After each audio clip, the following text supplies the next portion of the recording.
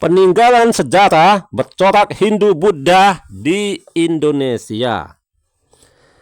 Ya, berikut ini akan kita bahas ya, peninggalan sejarah yang bercorak agama Hindu dan Buddha di Indonesia.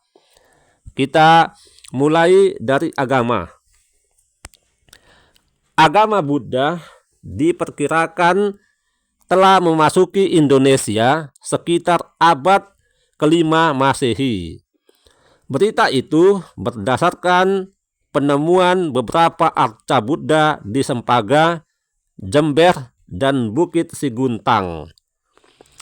Agama ini mengalami perkembangan yang pesat sejak abad ke-7 Masehi, yaitu ketika Kerajaan Sriwijaya memainkan peran penting sebagai pusat penyebaran agama Buddha. Ya, jadi agama berkembang pesat di Indonesia sejak abad ke-7 Masehi. Adapun pengaruh agama Hindu pertama kali muncul di Indonesia sekitar awal abad ke-5 Masehi. Ya, jadi diperkirakan agama Hindu masuk ke Indonesia pada abad ke-5 Masehi dan agama Hindu inilah yang pertama kali masuk ke Indonesia. Kemudian selanjutnya agama Buddha.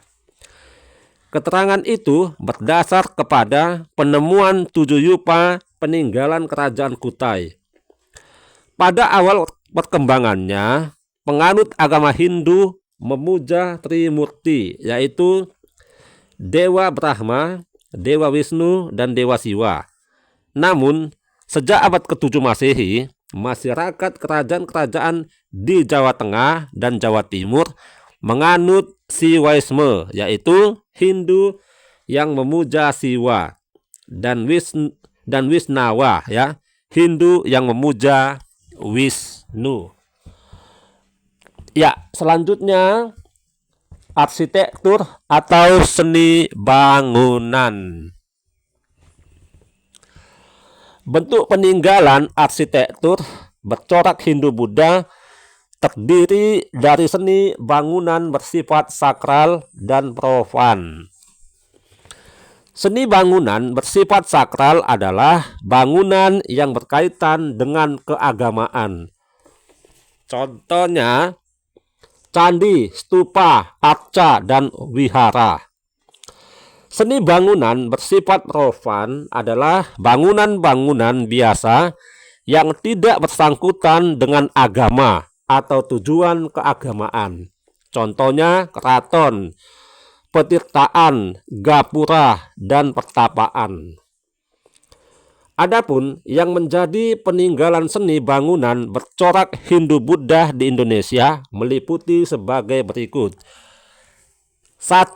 Candi, yaitu bangunan yang berfungsi sebagai tempat penyimpanan atau penanaman abu jenazah seorang raja. Contohnya Candi Sumberjati di Blitar dan Candi Loro Jonggrang di Desa Prambanan. Kedua, stupa, yaitu bangunan yang berkaitan dengan agama Buddha yang berfungsi sebagai datu garbah, yaitu menyimpan peninggalan keramat Buddha Gautama, dan Caitya, ya, tempat untuk memperingati kejadian penting dalam kehidupan Sang Buddha Gautama. Misalnya stupa Borobudur dan stupa Kalasan di Yogyakarta. Yang ketiga, arca, yaitu patung yang terutama dibuat dari batu yang dipahat menyerupai bentuk manusia atau binatang. Contohnya arca Jokodolo di Surabaya dan arca Amongpasa di Padangroco. Keempat, wihara, ya, yaitu tempat tinggal para biksu yang dibuat dari kayu. Contohnya wihara yang diduga pernah berada di dekat stupa Kalasan. Kemudian keraton, yaitu rumah tempat tinggal ratu atau raja.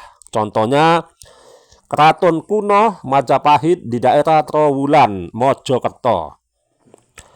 Selanjutnya yang keenam, petirtaan, yaitu tempat pemandian suci yang sering digunakan oleh kalangan istana kerajaan. Contohnya petirtaan di Jolotondo ya, dan Tirta Empul di Bali. Selanjutnya gapura, yaitu bangunan yang berupa pintu gerbang. Contohnya gapura di Belahan, gapura di Jombang, dan Ringin Lawang di Trowulan. Selanjutnya pertapaan, yaitu bangunan yang dicerukkan pada suatu gua batu dan difungsikan sebagai tempat tinggal para petapa. Contohnya Gua Solomagleng di Kediri dan Goa Gajah di Bedulu, Bali. Kemudian peninggalan kerajaan yang bercorak agama Hindu dan Buddha di Indonesia berupa kesusastraan. Berkembangnya pengaruh India di Indonesia membawa pengaruh yang besar dalam bidang kesusastraan.